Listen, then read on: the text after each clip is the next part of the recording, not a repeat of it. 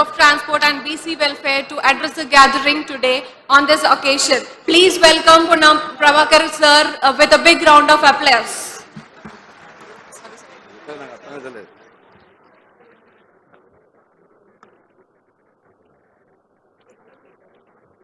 వేదిక మీద ఉన్నటువంటి పెద్దలు,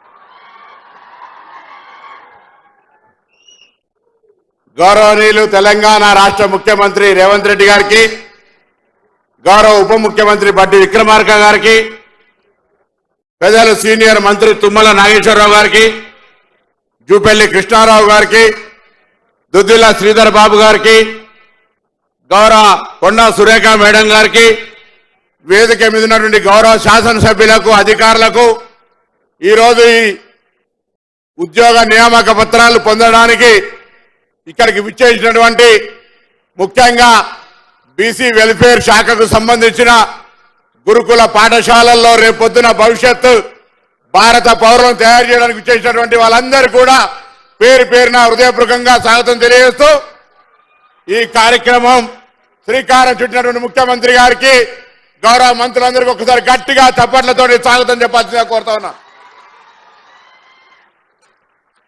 ఉద్యోగం పొందిన సంతోషాన్ని రాష్ట్ర ప్రభుత్వంలో తెలంగాణ రాష్ట్రం ఏర్పడి 10 సంవత్సరాలైనా మనం ఏ నినాదం కోసమైతే పోరాటం చేసామో ఆ నినాదం పరిపూర్ణంగా అమలు జరగకపోవడం కారణంగా 10 సంవత్సరాలు నియంతృత్వంగా అప్రజాస్వామికంగా మనం మన హక్కు కోసం ఉద్యోగాలు ఇవ్వమని అడిగడానికి కానీ ఉద్యోగాలు ఇవ్వాలని మీరు అడుగుతున్న దానికి మేము మద్దతు ఇచ్చేటువంటి విధంగా ఉద్యమం కూడా చేయనేటువంటి నియంతృత్వ విధానంగా కొనసాగింది.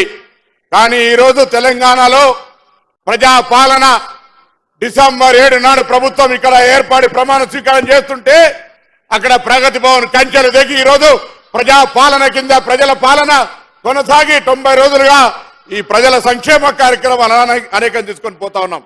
ఒకవైపు నియామకాల వరుస కొనసాగుతూ ఉంటుంటే మొదటి రోజు 6,956 స్టాఫ్ నర్సులుగా, దాని తర్వాత 441 సింగరేణి, దాని తర్వాత 1374 పోలీస్ కానిస్టేబుల్, దాని తర్వాత 1997 సోషల్ వెల్ఫేర్ రిక్రూట్మెంట్, మళ్ళీ ఇలా 5,200 పైన social recruitment, social welfare recruitment జరుగుతూ ఉంది.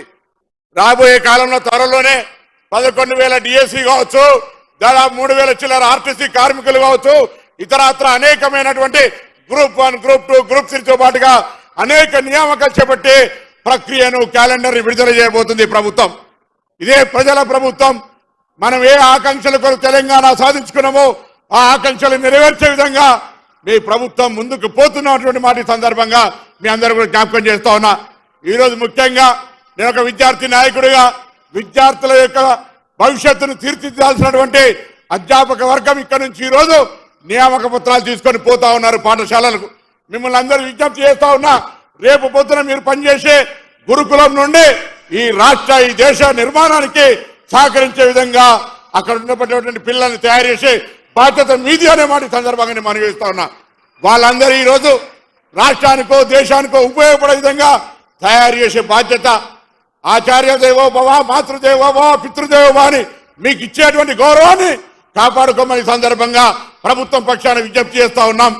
ప్రభుత్వం కూడా పిల్లలకు సంబంధించి గురుకులాల్లో మెస్ ఛార్జీలు కావచ్చు, ఇతరత్ర సౌకర్యాల కొరకు గత ప్రభుత్వం బిల్లులు 2 సంవత్సరాలు పెండింగ్ వచ్చినటువంటి పరిస్థితుల్లో గౌరవ ముఖ్యమంత్రి గారు, ఆర్థిక శాఖ మంత్రి గారు అటువంటి బిల్లులు పేమెంట్ చేయాలని చీఫ్ సెక్రటరీ గారికి సూచన చేసి రాబోయే కాలంలో గ్రీన్ ఛానల్ ద్వారా పేమెంట్స్ అని చేపించడానికి అంకురార్పణ చేయబోతున్నారని మాట కూడా ఈ సందర్భంగా మనం చేస్తున్నాం.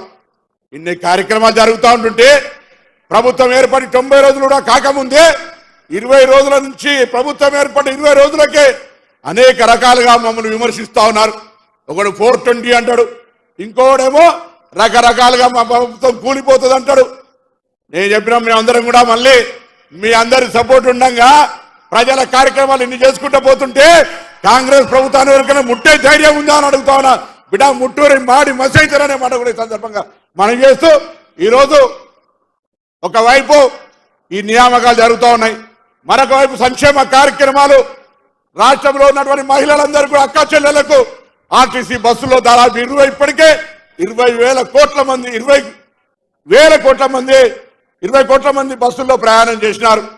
దాంతో పాటుగా మహిళలందరూ కూడా 500 సిలిండర్ 200 యూనిట్ల ఫ్రీ ఉచిత విద్యుత్ ఇచ్చే కార్యక్రమం చేసుకొని పోతా ఉన్నాం.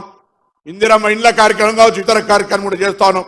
ఇవన్నీ జరుగుతుంటే ఆదరణ చూసి అసహనంగా ఉన్నటువంటి వాళ్ళు 10 సంవత్సరాలు కేంద్రంలో రాష్ట్రంలో కలిసి ఉన్నటువంటి భారతీయ జనతా పార్టీ టిఆర్ఎస్ ఇవాళ సాక్షాత్ ప్రధానమంత్రి అయినే కాళేశ్వరం గురించి మేమిద్దరం టిఆర్ఎస్ మేము కలిసి ఉన్నామట. కేంద్రంలో ఏ బిల్లు పెడితే ఆ బిల్లు సహకరించినటువంటి టిఆర్ఎస్ పార్టీ, ఈ దేశంలో అత్యంత అవినీతి పార్టీ టిఆర్ఎస్ అని చెప్పిన భారతీయ జనతా పార్టీ ఎటువంటి చర్యలు తీసుకోకుండా ఉన్నటువంటి వాళ్ళు ఇలా మళ్ళీ ఈ తెలంగాణ పర్యటనలో కాంగ్రెస్ పార్టీని దూషించే ప్రయత్నం చేస్తా ఉన్నాడు. ఆలోచన చేయండి. 10 సంవత్సరాలుగా పార్లమెంటులో ఏ బిల్లు పెడితే ఆ బిల్లుకు టిఆర్ఎస్ సపోర్ట్ చేసింది.